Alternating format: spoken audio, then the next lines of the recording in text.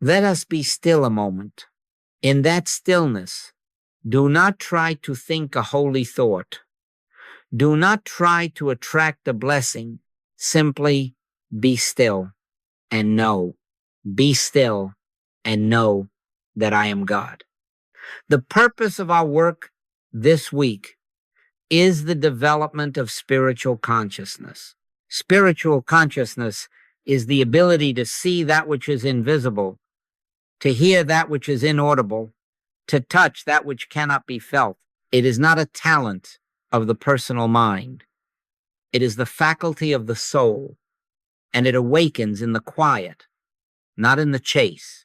We have been, as a people, excellent chasers. We have chased health and chased dollars, chased opportunities, and chased even God, as if God were out there hiding behind the next appointment. The result of chasing is not holiness but hurry, not peace but agitation. An anxious reaching after effects is the confession that we do not yet trust the cause. Oh no. The grace of God is not hunted, it is recognized.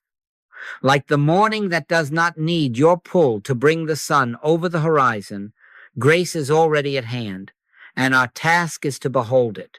Here is the word that will anchor our hours together. You don't get supply, you unveil it. We move from begging to beholding. I and my Father are one. This is not a promise for a more deserving day. It is the truth of identity now.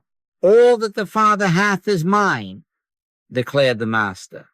And he did not add, after a season of scrambling. The fullness is, the oneness is, the presence is. Our practice is to recognize. How do we begin? We begin by refusing to treat God as an errand boy and refusing to treat prayer as a shopping list.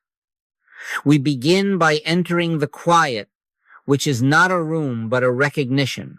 Close the eyes, if you wish, and say within, not with many words, but with awareness, Father, thou art not Father do, not Father give.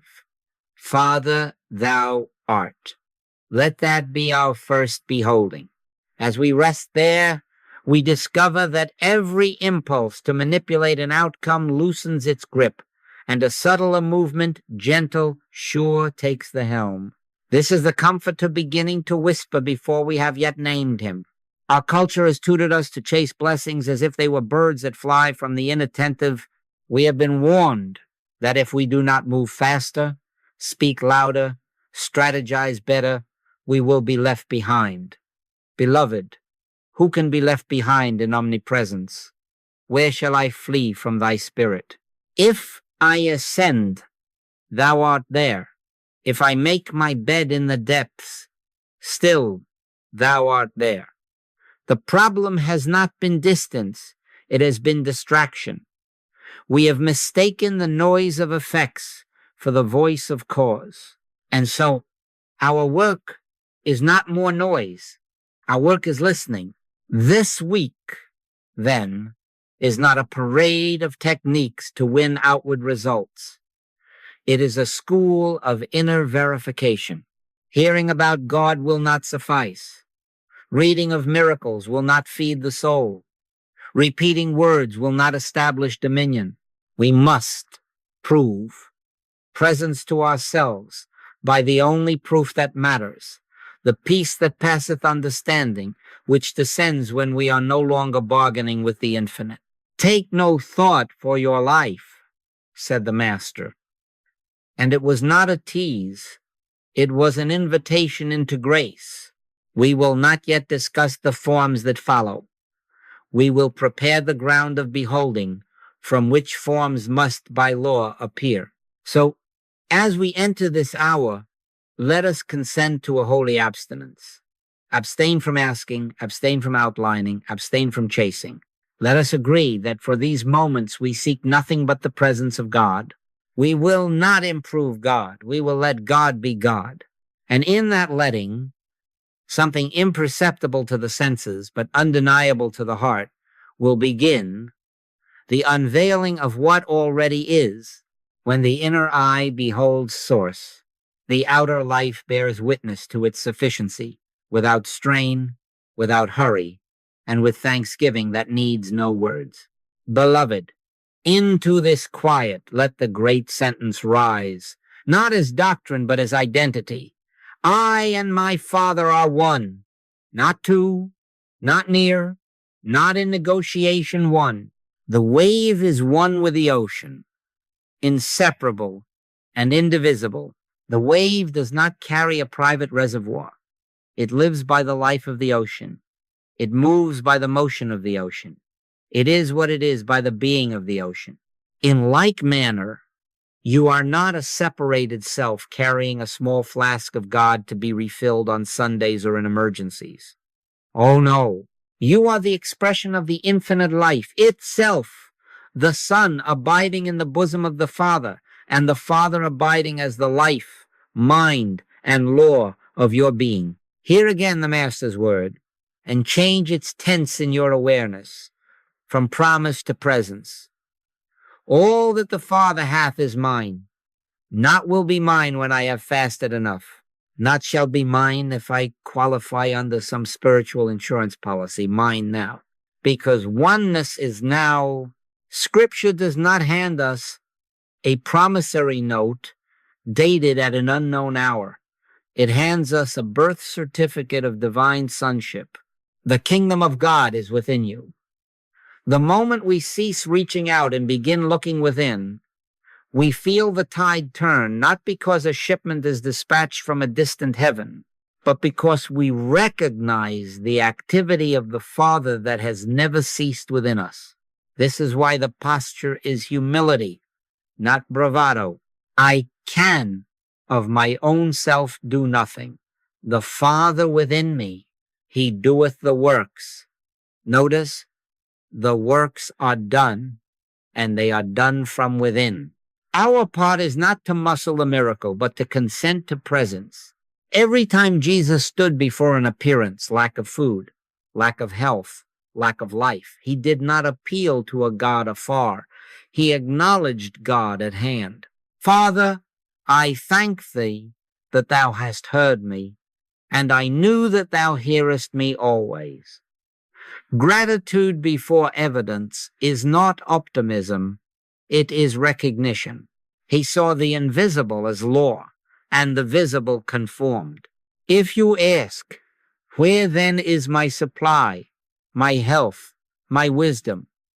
I say, within, as the life of your life, as the sap in the tree. The branch does not hoard fruit in a warehouse and send for replenishment. The tree lives its fruit from within by an ongoing law. The wave does not strain to be wet. Its wetness is the ocean itself in expression. So with you, your sufficiency is not a commodity. It is the Father unfolding himself as your capacity, your opportunities, your daily bread. The Lord is my shepherd. I shall not want. The tenses of that psalm are your map. Present shepherding, present green pastures, present still waters. Want is not the law of your life. Oneness is. Therefore, let us shift from getting to recognizing. On waking, do not rush to outline the day's provisions. Turn within and silently acknowledge, Father, thou art my life. Thou art my law. Thou art my substance. Not Father, give. Father, be. Be what thou eternally art as me. Abide there long enough to feel the inner ascent, however gentle, and you will know that something has already taken the helm. It is the Comforter, the indwelling presence, organizing without your strain, speaking without your noise, providing without your fear. Fear not, little flock. It is your Father's good pleasure to give you the kingdom. Not the pleasure to discuss it, but to give it. Not at a distance, but within the temple which ye are. When this becomes more than words, when it ripens into awareness, forms begin to echo it. We shall speak presently of how the invisible appears as the visible. For now, rest in the truth that there is no outside to go to, no telegram to send, no arm of flesh to recruit. There is only the one being itself as you. Consent. And the tide that is already moving will be felt as peace first, then as order, and finally as the effortless sufficiency that bears witness. All that the Father hath is, and it is mine in the mystery and majesty of oneness. Now the natural question rises, if supply is within, how does it appear as form? Not by pushing, pleading, or plotting, but by consciousness recognizing presence until the recognition becomes the law of the scene. Judge not according to the appearance, but judge righteous judgment. Why did the Master speak so? Because the appearance is the report of 5 limited senses. Righteous judgment is the beholding of what God is, here, now. When the inner eye holds to God as the one cause and substance, form out a picture adjusts to the righteous judgment. Not cause and effect, as if we could cause God to act. Cause and expression, where God, being God, expresses as what we call food, opportunity, funds, health. Consider the loaves and fishes. He did not survey the crowd in panic. He took the 5 loaves and the 2 fishes, and looking up to heaven, he blessed and brake. Looking up, lifting awareness from the arithmetic of lack to the presence that is fullness. Blessing gratitude before evidence. Breaking, sharing what was at hand without fear of diminishment, and the form conformed to realized presence. How did Jesus feed thousands with so little? By seeing food where lack seemed, by acknowledging the invisible as law and letting the visible obey. Consider the manna. In the wilderness there was no bakery, no market, no storeroom, yet there was God. Behold, I will rain bread from heaven for you. They asked, what is it? Manna. And they gathered every man according to his eating, not hoarded, not outlined, daily sufficiency, the outer symbol of an inner government. When the murmur of complaint stopped and the acknowledgement of God began, the dew unveiled provision. So with you, when the inner talk of fear quiets and the heart says, Father, thou art, the dew of ideas appears as precise openings, an intuition to call, a timing that places you at the right corner, a skill remembered at the needed hour, a door that was always there but now is seen. How is sight restored? Not by wrestling with blindness as a power. Oh, no. But by knowing the one power as wholeness, even where the senses deny it. I thank thee that thou hast heard me, and I knew that thou hearest me always. Gratitude before evidence, recognition before remedy. And as that recognition stands, the form follows the eyes, report what consciousness beholds as true. The Master did not change a material condition. He revealed the presence that never left, and the senses learned to tell the same story. This is our way. When a need knocks, do not race to the ledger or the medicine shelf of mortal conclusions. Close the inner door and lift your gaze. Father, thou art the substance of this moment. Thou art the mind that knows, the life that animates, the law that governs. Rest there until the hush comes. In that hush, an idea will rise not from fear, but from peace. Take that step. It may be to send a letter, to forgive a debt, to rearrange a plan, to go nowhere and wait. But because it is born of presence, it carries authority. Not by might, nor by power, but by my spirit, saith the Lord. Understand, then, we are not practicing metaphysical mechanics, pressing buttons to get favors. Affirmations do not move God. They still the mind long enough that God may be God as your affairs. The word is already uttered within. As we consent, the word was made flesh, not mystically postponed, but locally embodied as bread on the table, strength in the limb, wisdom in the meeting. Ideas become instruments. Timing becomes choreography. Contacts become fellow servants rather than saviors.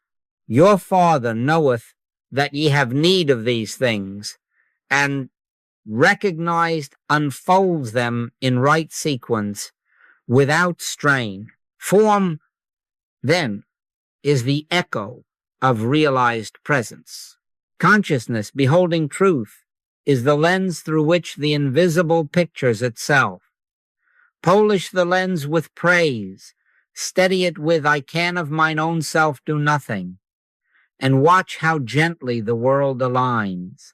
Peace first, order next, and then the quiet sufficiency that answers the question before it is asked. This is the mechanism of unfoldment. Oneness recognized, grace expressed. Let us speak with historical honesty. The day is passing when you can count on sending a telegram, dialing a number, or writing to a practitioner to patch every tear in the fabric of your life. In another era, you might have reached for the wire at midnight and said, "Help me," and often you were helped. God bless every hand that steadied you then. But if we lean perpetually on another's lamp, we grow fond of shadows. A constant reliance on the light of someone else becomes, subtly but surely, a denial of the Christ within you. Cease ye from man, whose breath is in his nostrils, not as a scolding, but as a graduation notice.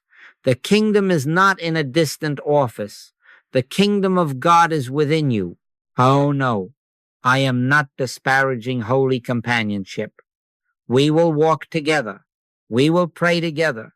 At times we will even ask a friend to hold the high watch.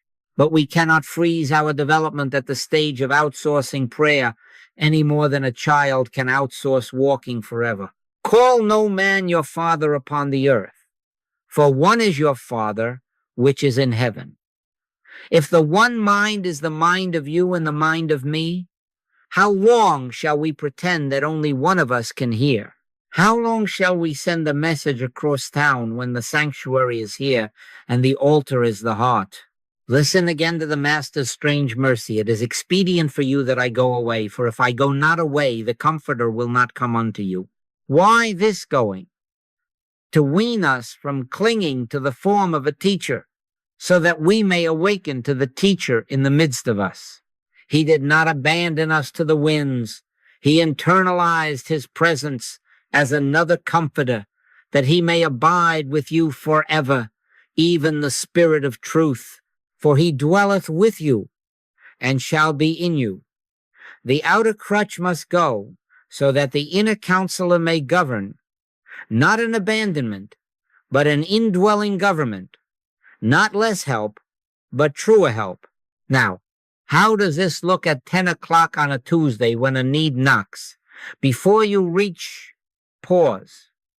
Before you call, enter the closet. When thou prayest, enter into thy closet. And when thou hast shut thy door, pray to thy Father which is in secret. Shut the door on panic, on the news, on the mental habit of sending for rescue. Whisper, if you must whisper. Father, thou art here. I can of mine own self do nothing. The Father within me doeth the works. Rest, wait, let the hush arrive. In that hush, the Comforter speaks not in fear's vocabulary, but in peace's authority. A word will rise, a bearing will form, a next step will be given, or a holy non-step that says, be still, stand still, and see the salvation of the Lord. Do not be afraid that you will be left unhelped. Hear the counter promise. You will be helped more truly, more intimately, more consistently, because the line is within and never busy. The wire you once sent across the land is now the invisible circuit of your own awakened consciousness. The telegram you posted to another's faith becomes a message received in your heart before you can formulate the need, for your Father knoweth what things ye have need of, before ye ask him. This is not bravado, it is humility, the cessation of running to and fro, because lo, I am with you always. We accept, then, a quiet courage. The courage to take spiritual responsibility for our own consciousness. Not to perform wonders, but to yield to the wonder worker.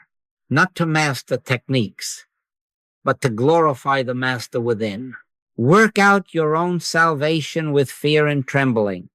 Yes, for it is God which worketh in you both to will and to do of his good pleasure.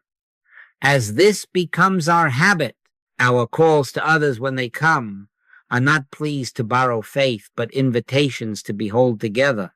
And more, you will find the need met before the urge to outsource arises, because the Comforter has moved ahead of you, straightening what seemed crooked, softening what seemed hard, illuminating what seemed obscure.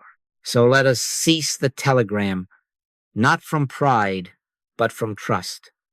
We graduate from outsourced miracles to indwelling governance, from borrowed light to the light that lighteth every man that cometh into the world. We are not without help. The helper is here. Now we come to the operational rule of this way of life, spoken not as poetry, but as law by the Master himself. Take no thought for your life, what ye shall eat, or what ye shall drink. Your heavenly Father knoweth that ye have need of all these things. But seek ye first the kingdom of God and his righteousness, and all these things shall be added unto you. Here is our charter, not a romantic suggestion, not an escape from responsible living. Oh no, but the divine economy by which forms are ordered when God is treated as God, cause, substance, law, and not as a servant to props and plans. What does it mean, practically, to take no thought? It does not mean the indolence of neglect. It means the relinquishment of anxious self-management as the way of provision. It means that before you begin adding up columns, you add up the presence.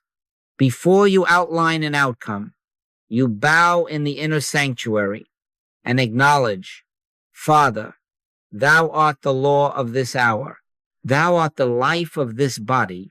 Thou art the intelligence of this meeting. Thou art the substance of this bill.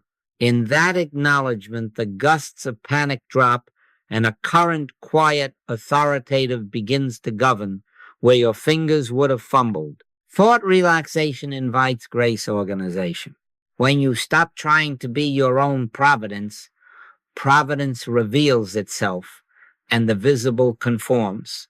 Feel, test it, where the world insists you cannot, with money, with health, with time. Money first.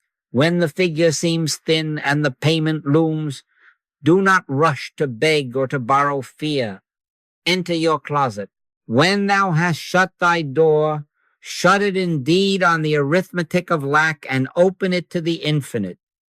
Rest until the hush comes and the inner yes is heard. Then, and only then, do the next evident thing, perhaps to make a call, perhaps to forgive a small account that you have clutched, perhaps to cancel an unnecessary purchase, perhaps to do nothing at all for one holy hour.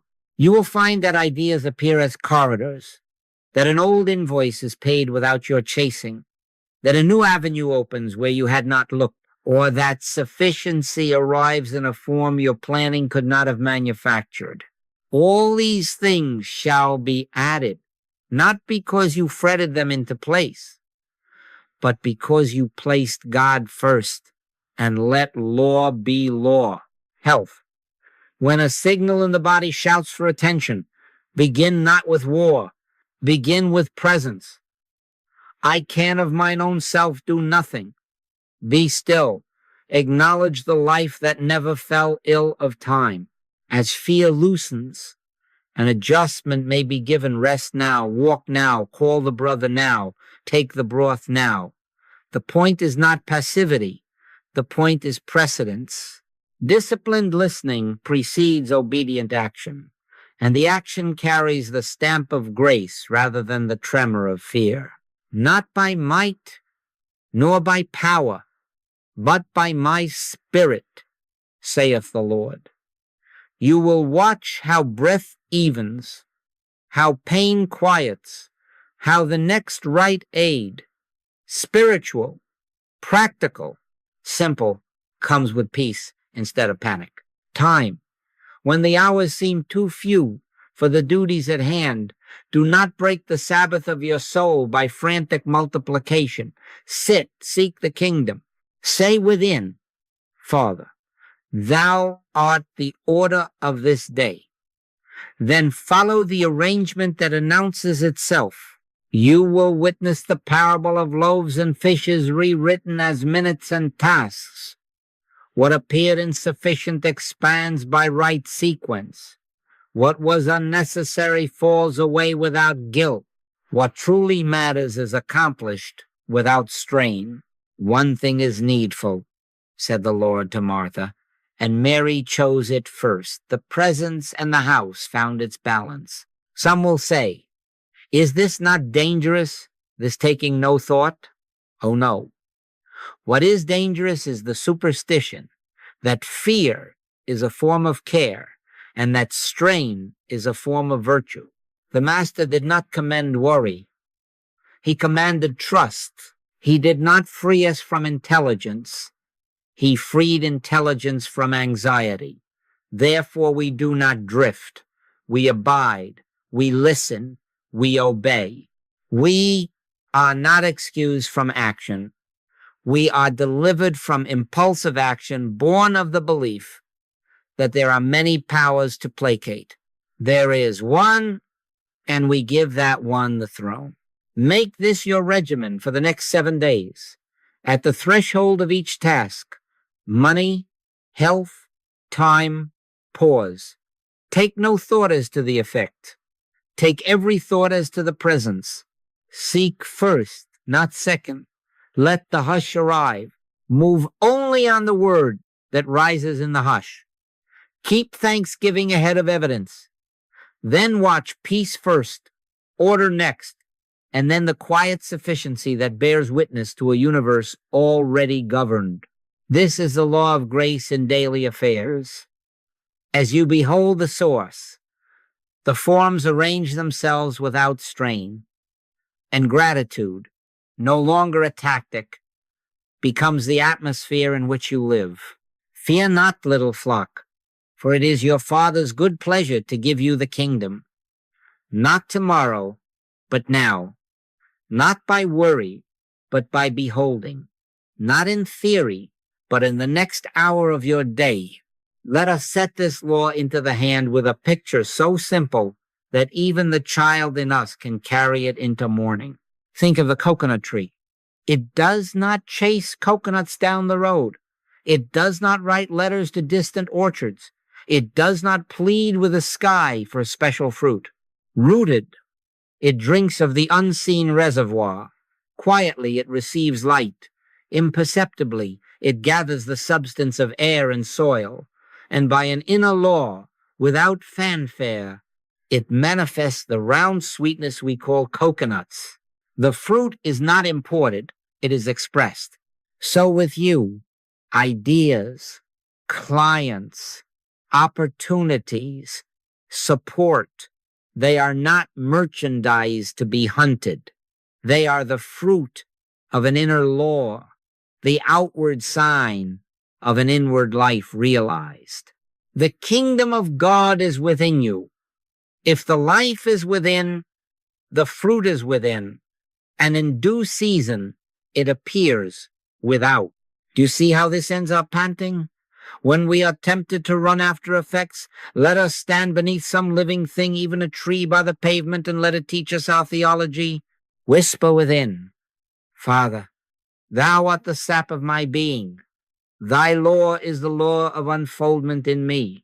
I do not chase, I express. Remain there long enough to feel the root take hold peace first, and then let the day proceed. As the tree does not force its hour, you will not force yours.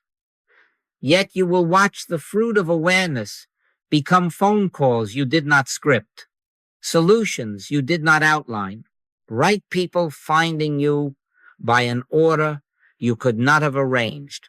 And I, if I be lifted up, will draw all men unto me. Lifted consciousness, not lifted advertising. Presence recognized and form responds. Another image, the well in the pipeline. You have thought yourself a fragile pipe, connected nervously to this employer, that customer, this check, that account hoarding pressure, fearing leaks. Oh no, you are not a pipe. You are a living well.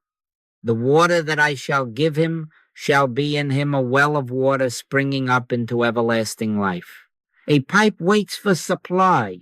A well is supply expressing. When a pipeline clogs, panic races to find the kink. When the well seems slow, we do not run abroad. We clear the mouth. We acknowledge the spring below has not ceased. So with you, when an avenue dries, a client leaves, a project ends, do not mourn the pipe. Recognize the spring. Enter the quiet. Say within, Father, thou art the fountain in me.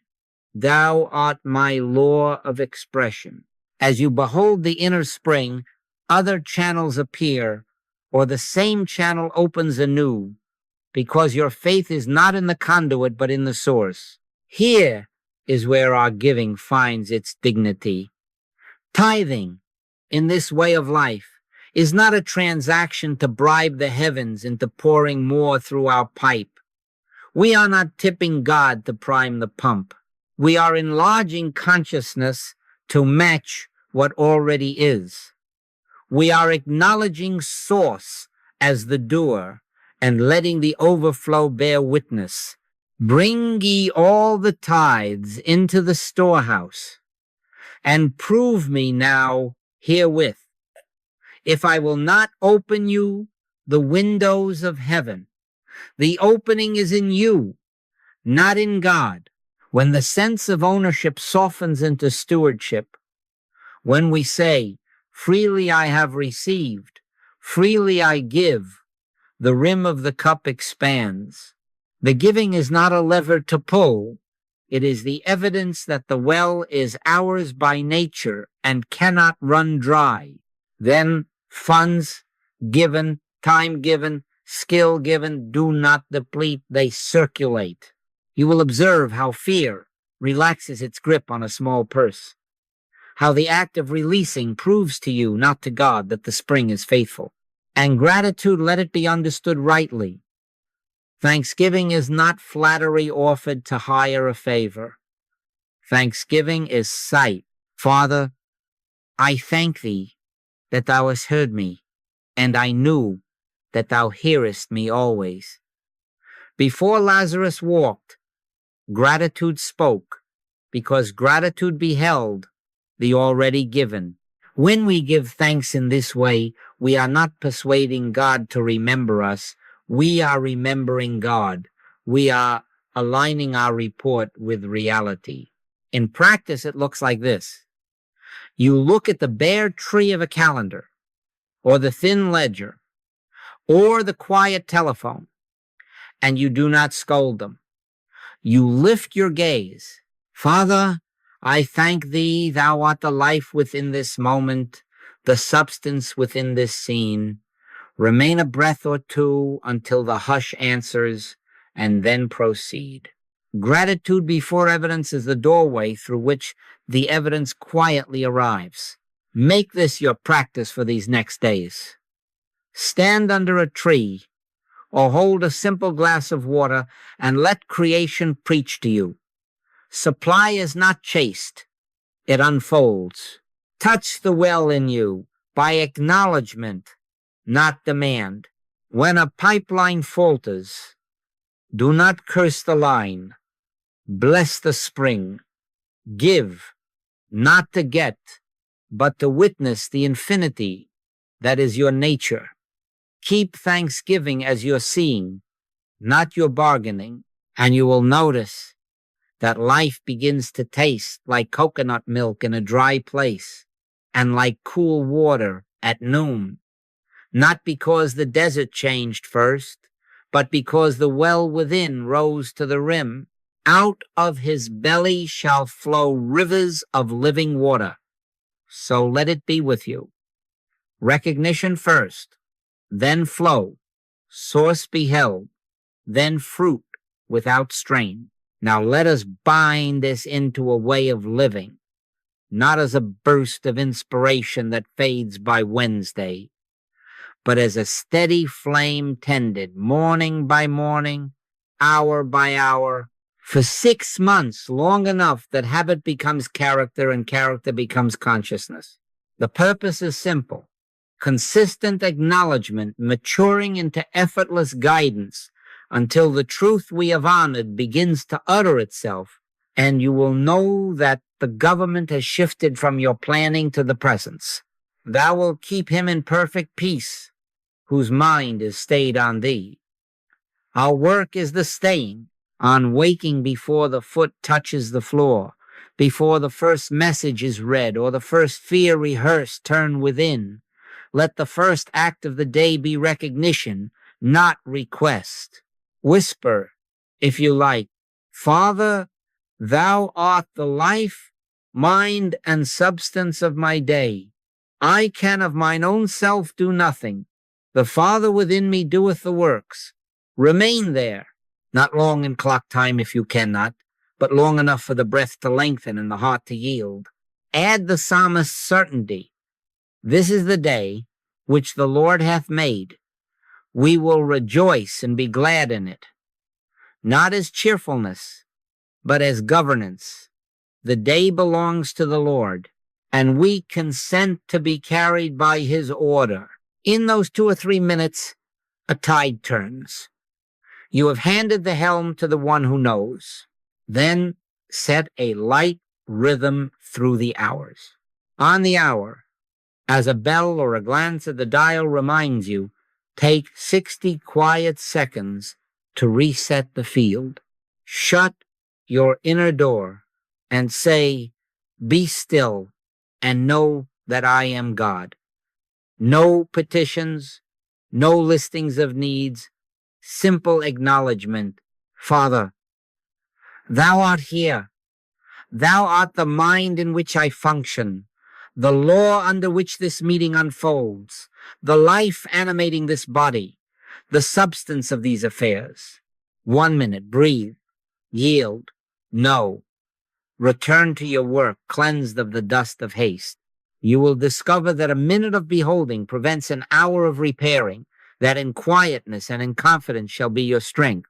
Make the common acts sacramental. With each morsel, pause within. Man shall not live by bread alone, but by every word of God. Taste the word as supply, the food as symbol. With each dollar received or sent, loosen the instinct to clutch or to fear by silent recognition. Father, thou art the source and the flow. I neither gain nor lose in truth. Let gratitude be recognition, not bargaining. Father, I thank thee that thou hast heard me, and I knew that thou hearest me always. Funds given will feel like water poured back into the well that cannot run dry. Coins received will feel like raindrops confirming the spring below. These acknowledgments do not move God.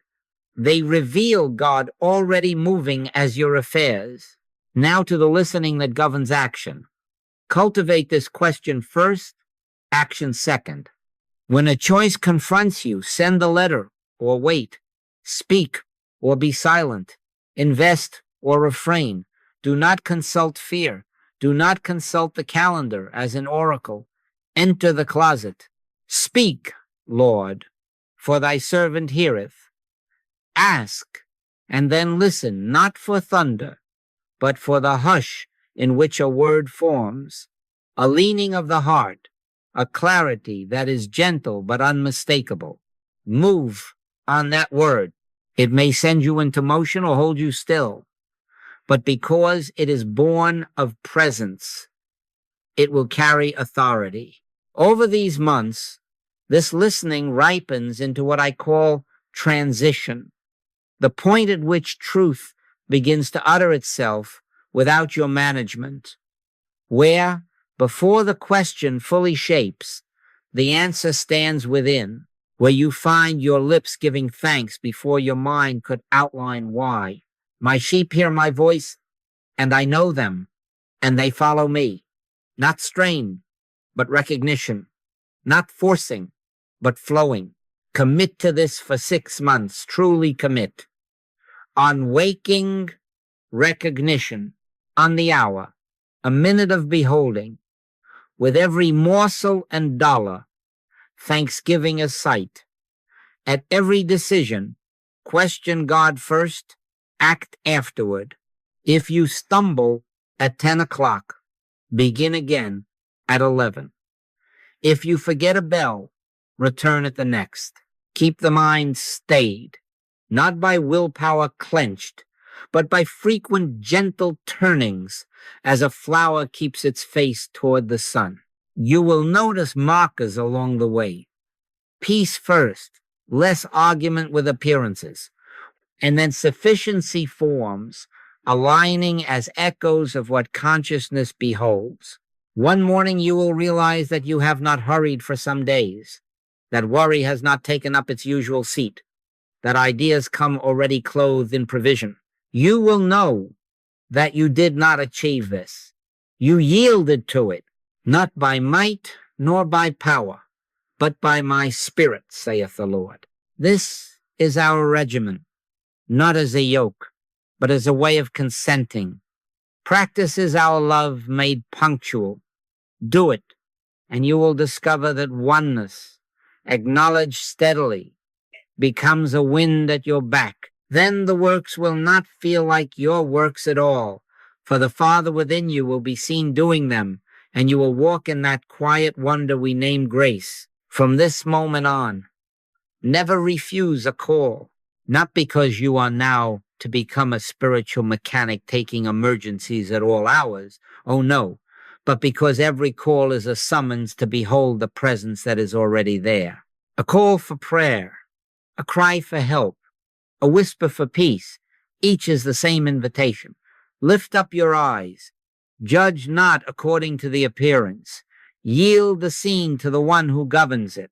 Here am I. Send me. When you say yes, you are not promising human wisdom. You are consenting to the Father within to do the works. I can of mine own self do nothing. The Father that dwelleth in me, he doeth the works. How, then, do we answer? As we have learned, enter the closet. Before you speak a word of assurance to the caller, speak the word of surrender within. Father, thou art here. I cannot heal, fix, or furnish. I can only behold. I refuse to fear two powers. I acknowledge one presence, one mind, one law. Be still until the hush arrives. In that hush, the Comforter bears witness, perhaps with a word you will utter softly, perhaps with a silence that saturates the room, perhaps with the simplest instruction: wait. Call back in 10. Read the psalm. Open your hand. Close your mouth. Act or rest, but let the movement be born of the hush, not of haste. Peace. Be still. Begin in your immediate circle. Your child wakes in the night. Troubled by dreams, do not argue with shadows. Sit at the bedside and open the inner door. Behold the presence of love filling the room, and let your breathing testify. The dream will lose its authority, And in that stillness you may whisper, "Fear not, for I am with thee." A colleague calls, knotted with confusion. Over a decision, do not supply your opinion. Supply your beholding. Acknowledge within, "Father, thou art the mind of this one as thou art mine. Thou orderest the right outcome.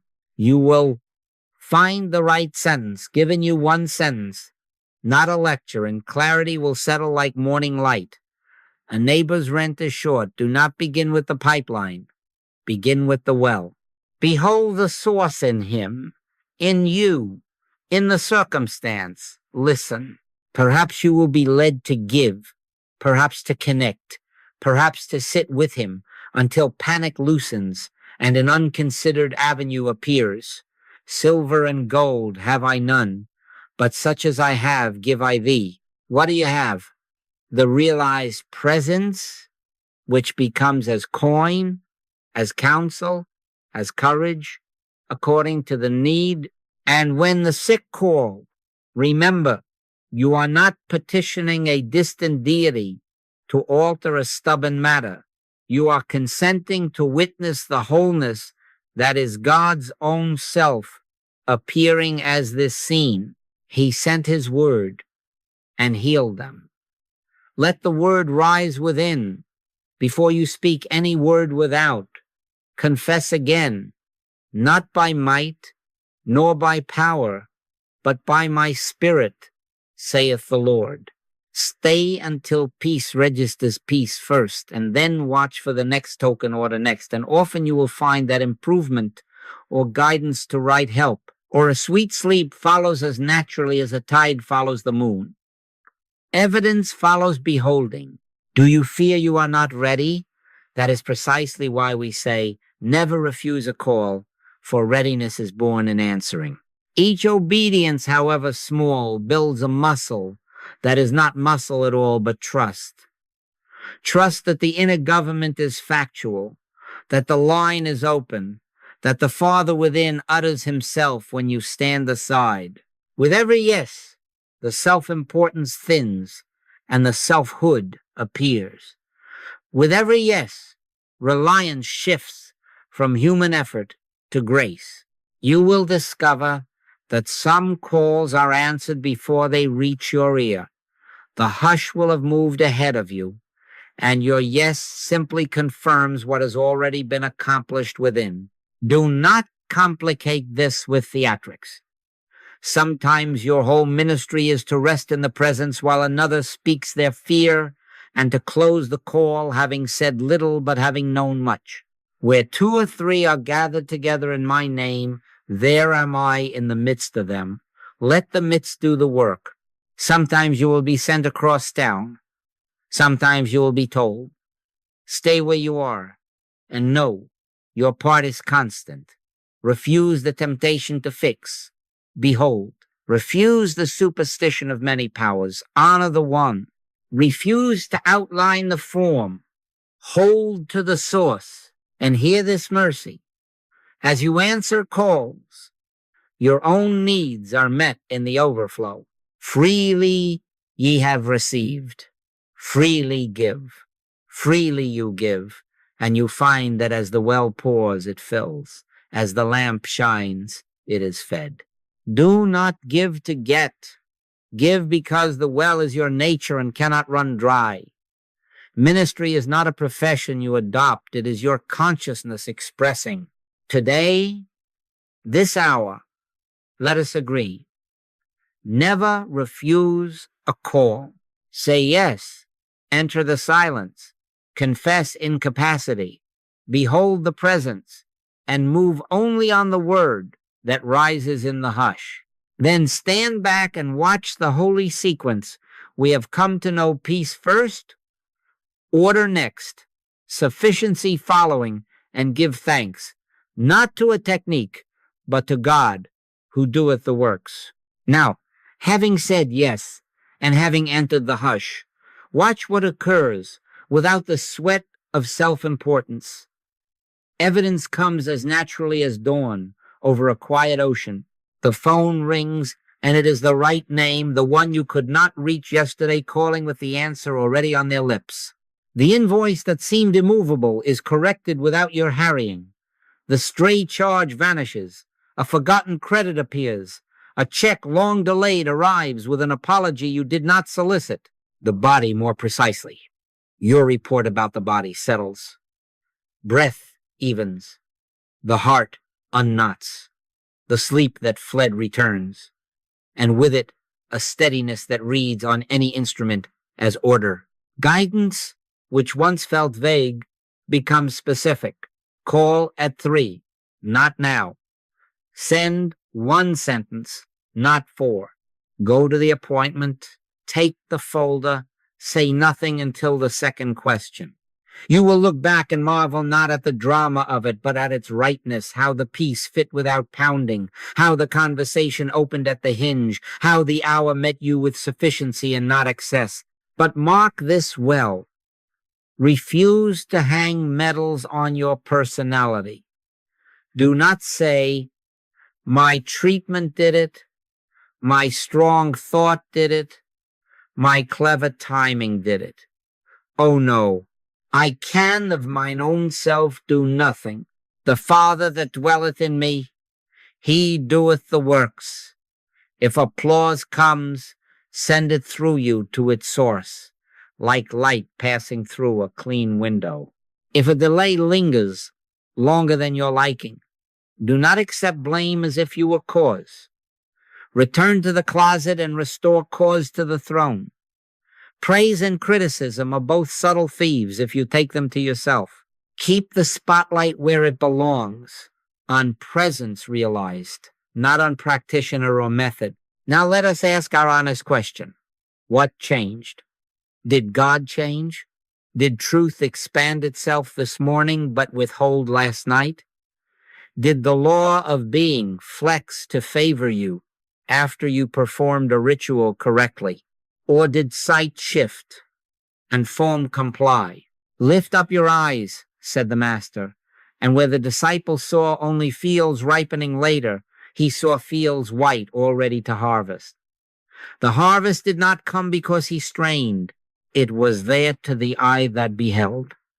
So with our affairs, the contact existed. Our fear blurred it. The correction was available. Our hurry blocked it. The body's natural poise was accessible. Our panic pinched its channels. In the hush, shutters open. Light that always was pours in. And we mistake the room for the sun. Let us not err. The room is illumined because the sun is constant. Our part is to lift the shade. These signs, then, are not trophies to be arranged. They are sacraments to be revered. Let results send you deeper into devotion, not out shopping for techniques. When the bill is reconciled, do not worship the sequence of phone calls. Praise the presence that ordered your steps. When health stabilizes, do not idolize the broth or the walk or the nap.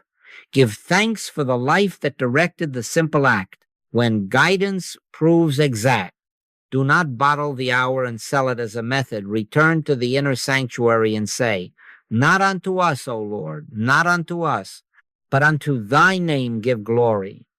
Keep mind stayed on the source, and the stream remains.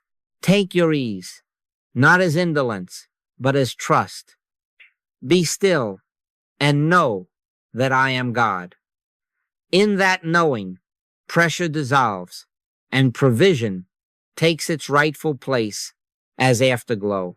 This is how you will recognize the way of grace among the many offerings of this world. There is fruit, but there is no frenzy. There is accuracy, but there is no arrogance.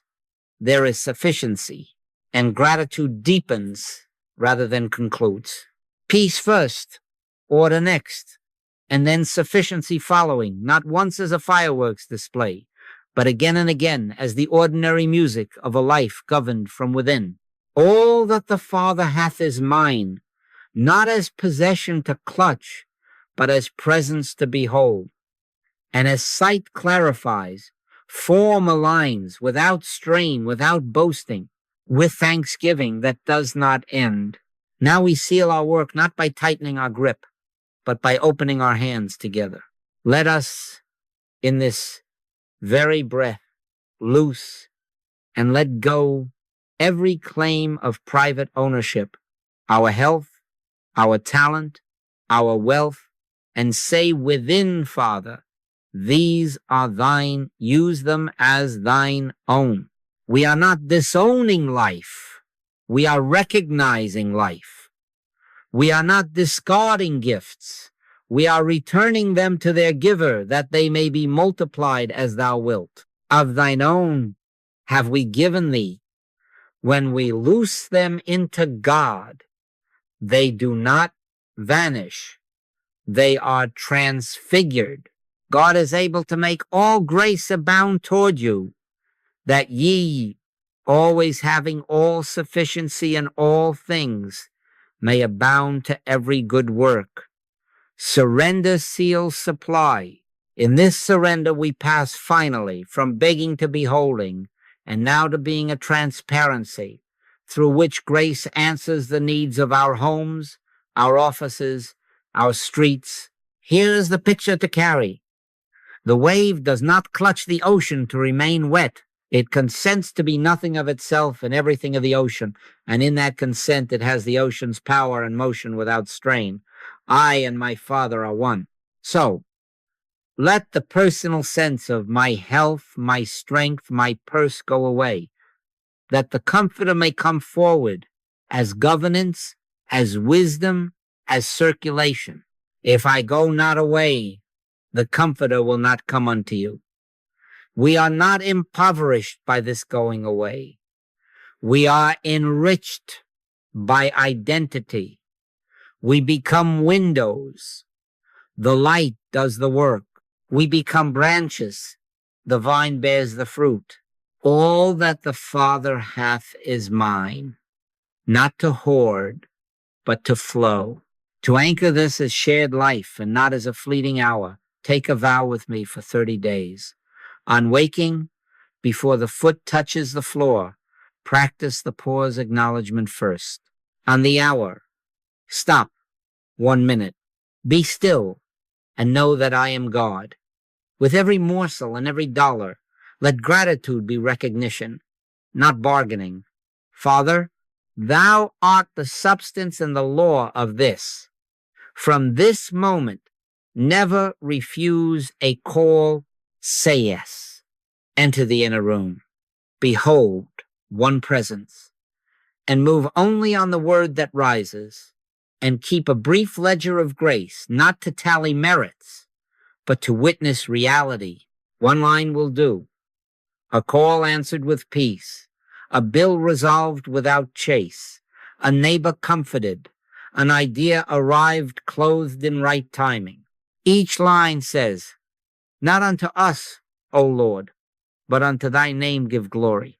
These notes will teach you that the invisible is orchestrating the visible, that what you loosed into God returns as sufficiency for every good work. Now widen the circle.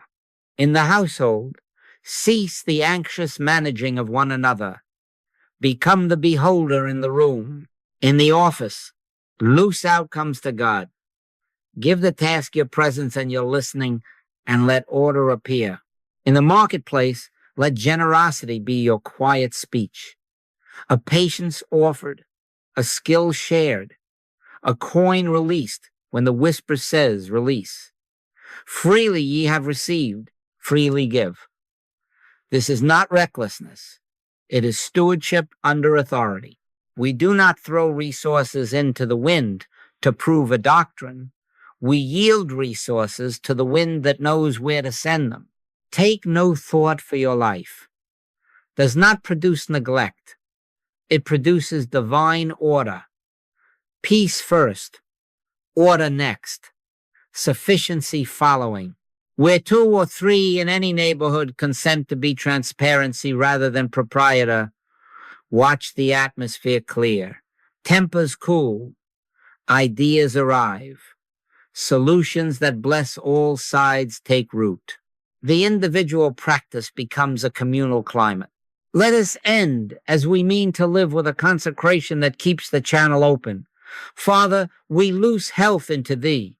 Live thy life as our life. We loose talent into thee. Think thy thoughts as our usefulness. We loose wealth into thee. Circulate thy abundance as our sufficiency. Thine is the mind, the motive, the movement. Thine is the purse and the plan. Thine is the healing and the help.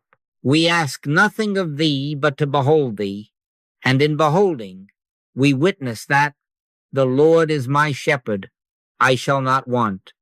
Send us now as waves of one ocean, as branches of one vine, as candles of one flame, and let the Comforter orchestrate the visible from the invisible. We will keep the pauses. We will thank before seeing. We will answer every call. And when evidence appears, we will remember. Surrender sealed it, grace arranged it, and gratitude returns it again to God. Go in peace, peace first, and as you go, watch order rise to meet your steps, and sufficiency follow like a faithful shadow, until all our works are good works, and all our living is doxology.